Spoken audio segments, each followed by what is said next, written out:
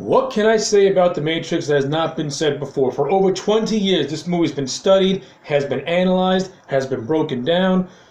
600 million different themes exist within this one movie, and I'm here to say that I don't care about any of that shit.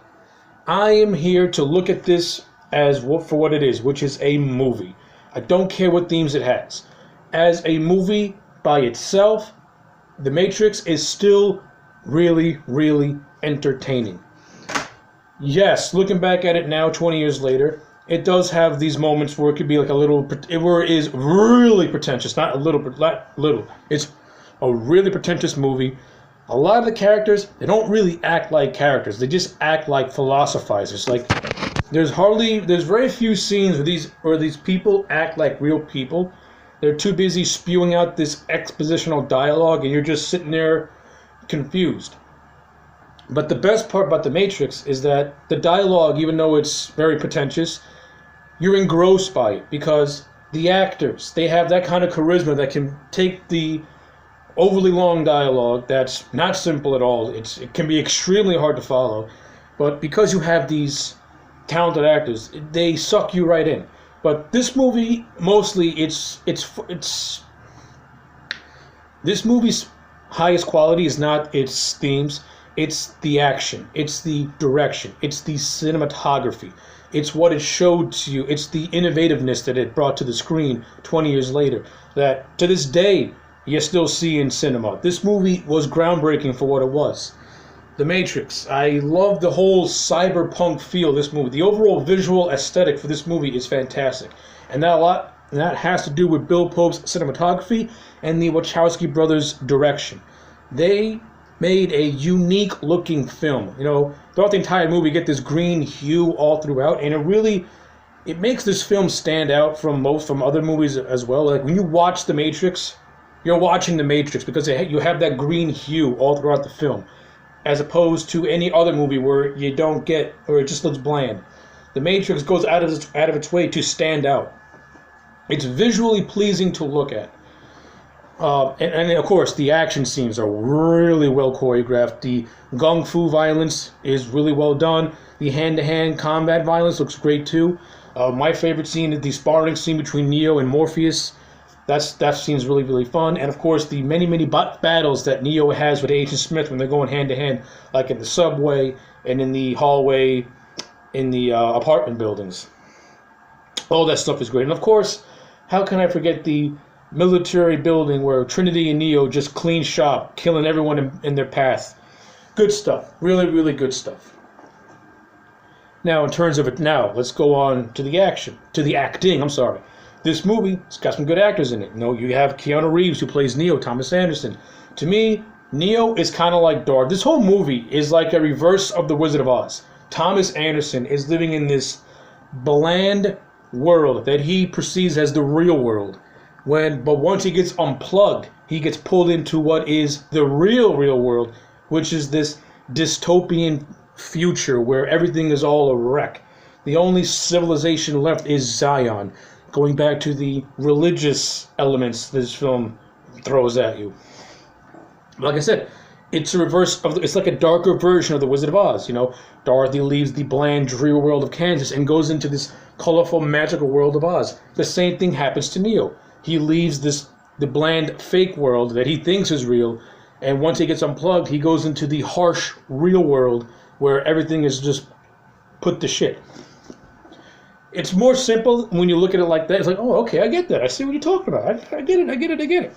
And, excuse me, Keanu Reeves, he does a good job at conveying those different emotions. If you actually pay attention. I know, it was like, whoa. Whatever. You work with him. You know, he ain't the best actor, but I think he's an underrated actor.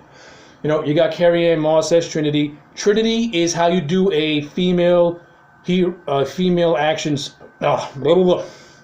Trinity is how you do a strong female character the right way. You make her a badass. You don't bring up the fact that she's a woman. You make her feel like a fucking character that people can latch onto.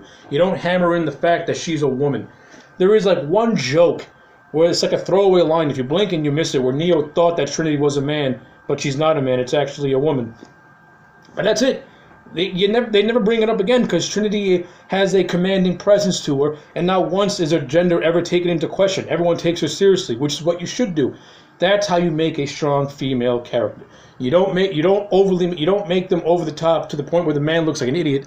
You have him on an even playing field. You know what I'm saying? These goons today will be like, ooh, but the Wachowski brothers, they got it right. They made Trinity feel real by not bringing any gender politics into it.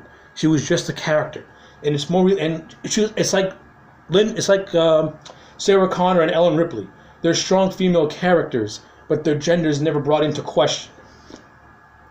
To me, that's how you make a strong female character relatable and likable. Trinity, she got that down pat. And Carrie-Anne Moss holds herself really, really well in her fight scenes. She kicks a lot of ass in this movie. I love Carrie-Anne Moss as Trinity. She's fantastic. You have Joe Pantoliano, the character of Cypher. And Cypher's like this sleazy guy who you can tell right off the bat is going to betray these people eventually. But Joe Pantoliano is so good at playing a sleaze. He's very fun to watch. He has a lot of funny lines as well. So that's a good highlight for me. You got Marcus Chong, who plays the operator, who gets people in and out of the Matrix. I like his character as well. He's pretty cool. Everyone else on the ship, they're just throwaway. They end up dying, and they got no personalities. The only one who does have a kind of a sort of personality is the character of Mouse. But, you know, he dies before you can even start to care about these people. Now let's get on to the big cheese. The man known as Morpheus, played by Lawrence Fishburne.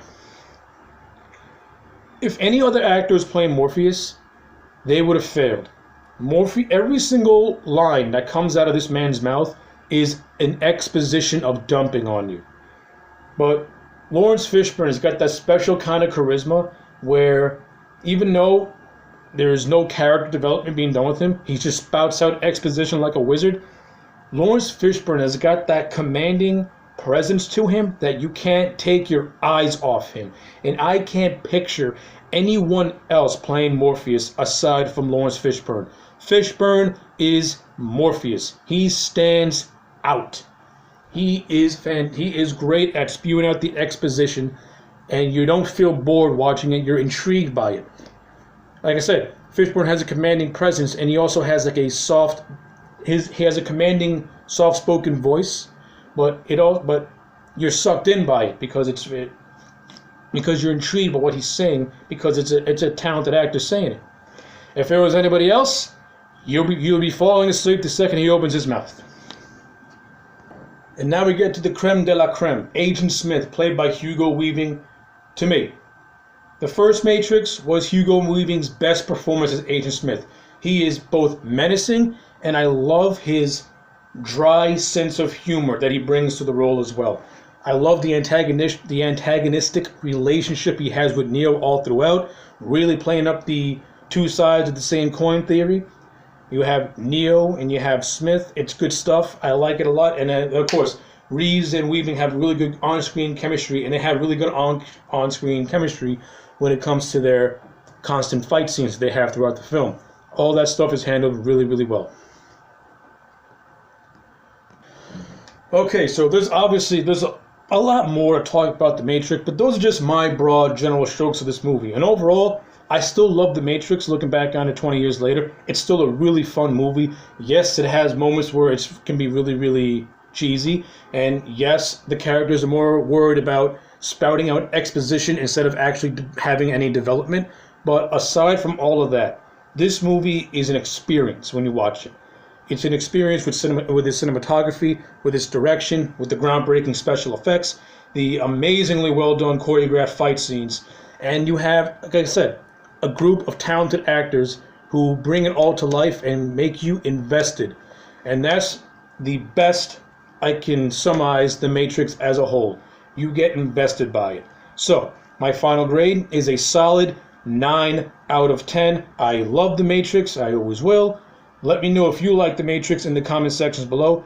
Also, let me know if you hate The Matrix as well. I would like to know. Like the video and subscribe, and I'll check you back next time for more.